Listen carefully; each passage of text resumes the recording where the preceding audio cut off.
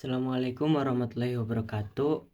Perkenalkan, nama saya David Wismaika Mahendra dengan NIM 2402041110087. Nah, kali ini saya akan menjelaskan tentang kriteria kesohihan matan sebagai penyelesaian tugas Ulumul Hadis 2. Nah, kriteria kesohihan matan. Matan sebuah hadis dikatakan sahih jika memenuhi beberapa kriteria. Salah satunya yang pertama adalah tidak adanya syadz atau kejanggalan. Selanjutnya tidak ada ilat, yaitu sebuah cacat. Nah, cacatnya di sini tuh cacat tersembunyi. Nah, jika sebuah hadis terdapat syadz dan atau ilat, maka hadis itu tidak dikatakan sahih. Begitupun sebaliknya, jika hadis itu terhindar dari syadz atau ilat, maka hadis itu disebut sahih.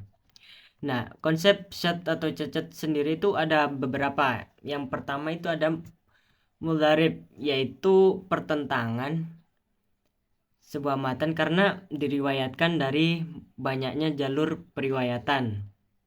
Nah, yang kedua ada maklub, yaitu cacat berupa penukaran kata dalam matannya, kayak membalikkan posisi sebuah kata sehingga misalnya yang di depan taruh belakang ataupun sebaliknya. Nah, yang selanjutnya ada mudraj, yaitu hadisnya itu bercampur dengan ucapan perawi yang bukan bagian dari hadis. Jadi hadisnya itu ditambahi dengan ucapan perawinya di matannya. Nah, yang selanjutnya ada ziyadatus siqah, yaitu penambahan kalimat pada matan yang dilakukan oleh perawi yang siqah, seperti tadi. Jadi matannya itu ditambahi kalimatnya oleh perawinya. Nah, yang selanjutnya ada mushaf dan muharraf. Nah, mushaf dan muharraf itu adalah perubahan atau kesalahan peletakan titik atau harokat. Nah, itu yang dinamakan mushaf dan muharraf. Nah, yang terakhir ada mukhtalif dan muskil, yaitu jika hadisnya bertentangan dengan hadis lain atau dengan Al-Quran, itu disebut mukhtalif dan muskil. Nah, di sini saya mendapat hadis tentang mencintai saudaranya yang berbunyi la yu'minu ahadukum hatta yuhibbu li akhihi ma yuhibbu li nafsihi.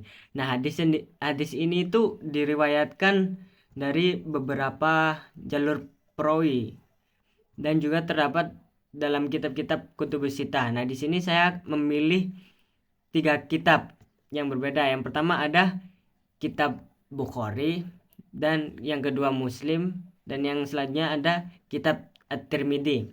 Nah, dalam bagian sanad ini ada beberapa jalur periwayatan.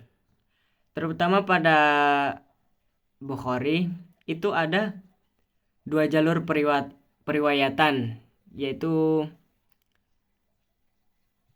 dari Musaddadud, terus Yahya, Husain, dan Qatadah. Yang jalur yang selanjutnya ada di Syu'bah. Jadi tidak bedanya di Husain dan Syu'bah itu dari Bukhari. Jadi di periwayatan jalur Imam Bukhari itu ada 2 jalur. Nah, selanjutnya ada Sahih Muslim. Sahih Muslim juga dari 2 jalur periwayatan. Yang pertama itu Ibnu Bashar, yang kedua Al-Musanna, tapi ketemu di Muhammad bin Ja'far. Nah, yang dari At-Tirmidzi cuma 1 jalur periwayatan. Nah, semua dari ketiga sanad ini, dari Bukhari, Muslim, dan At-Tirmidzi, ketemu di Qatadah. Nah, semuanya itu ketemu di Qatadah. Nah, kalau mengecualikan di jalur periwayatan Bukhari yang lain yang dari Husain itu ketemunya di Syu'bah. Nah, seperti itu. Nah, selanjutnya saya akan menilai kesohihan matan dari hadis ini, yaitu hadis la yu'minu ahadukum hatta yuhibbu li akhi ma yuhibbu li nafsi. Seperti yang saya katakan tadi, sebuah matan hadis dikatakan sahih jika terhindar dari syad dan ilat. Nah, dilihat dari hadis ini terhindar dari syad atau kejanggalan karena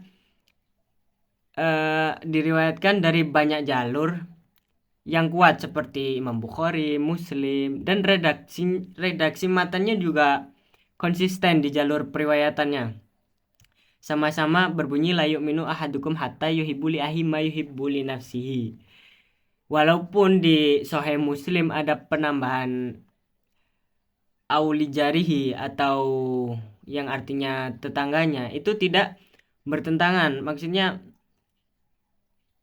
makna dari hadis itu tidak bertentangan dengan matan yang lainnya. Nah, yang selanjutnya ada terhindar dari ilah atau cacat tersembunyi. Nah, para ulama itu tidak menemukan ilah pada matan hadis ini. Juga tidak ada tambahan yang janggal. Seperti yang tadi, walaupun ada tambahan tapi tidak bertentangan dengan periwayatan yang lain. Nah, hadis dikatakan sahih itu juga tidak bertentangan dengan Al-Quran. Jadi harus konsisten dengan Al-Quran.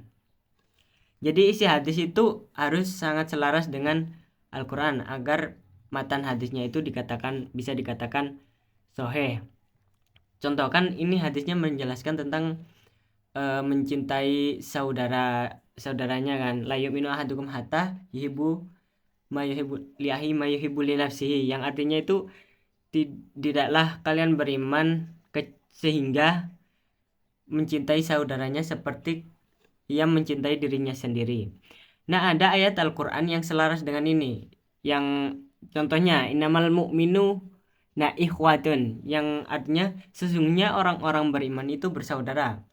Jadi saudara kan itu kan harus saling mencintai. Jadi tentang matan hadis ini tentang mencintai saudaranya.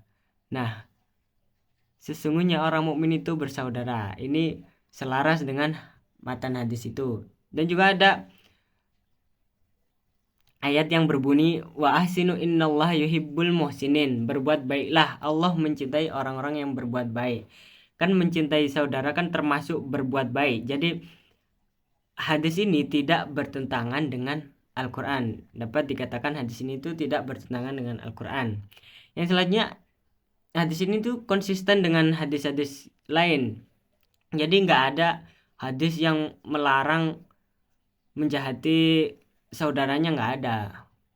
Dan banyak hadis tentang mencintai sesamanya, itu banyak. Maka dari itu hadis ini konsisten dengan hadis-hadis lain. Nah, yang selanjutnya itu hadisnya itu rasional dan masuk akal gitu. Nah, hadis ini kan mencintai sesama saudaranya. Kan itu masuk akal banget. Karena mencintai sesama saudara itu sesuai fitrah manusia.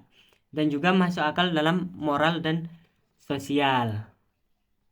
Nah, mungkin itu saja dari saya. Kesimpulannya hadis la yu'minu ahadukum hatta yuhibbu lima yuhibbu hatta apa tadi la yu'minu ahadukum hatta yuhibbu li akhi ma yuhibbu li nafsihi. Nah, di sini tuh dapat dikatakan matannya itu sahih karena yaitu tadi, karena yang pertama tidak ada syad dan ilat, terus juga konsisten dengan Al-Quran atau hadis lain, dan juga masih masuk akal gitu. Jadi hadisnya itu masih sesuai dengan akal manusia. Seperti itu. Terima kasih. Mungkin cukup sekian dari saya. Mohon maaf jika ada kurangnya karena kurangnya ilmu. Mungkin saya akhiri. Wassalamualaikum warahmatullahi wabarakatuh.